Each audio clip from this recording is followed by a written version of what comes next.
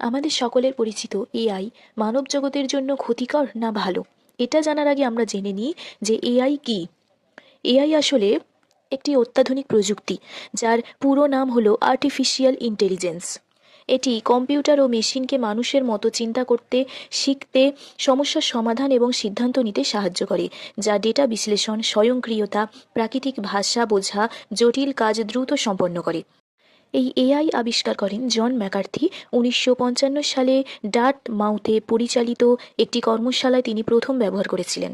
ক্ষমতার উপর ভিত্তি করে এআইকে সাধারণত 3 ভাগে ভাগ করা যায়: কৃত্রিম সংকীর্ণ বুদ্ধিমত্তা বা ন্যারো এআই, কৃত্রিম সাধারণ বুদ্ধিমত্তা, কৃত্রিম সুপার ইন্টেলিজেন্স। আজকের দিনে এআই আমাদের জীবনের অংশ হয়ে গেছে। Mobile voice assistant, online shopping, চিকিৎসা সবকিছুই এখন এআই এর উপর নির্ভর হয়ে পড়েছে। 24 ঘন্টায় কাজ করার ক্ষমতার জন্য এআই খুবই উপযোগী। তবে এআই এর কিছু ঝুঁকিও আছে: চাকরি কমে যাওয়ার আশঙ্কা, গোপনীয়তা লঙ্ঘন, আমাদের অতিরিক্ত এআই এর উপর নির্ভরতা বিপদ রাখতে পারে। এআই যেহেতু একটি যন্ত্রাংশ, তাই কম্পিউটার ও মোবাইলেও ভাইরাসও আনতে পারে।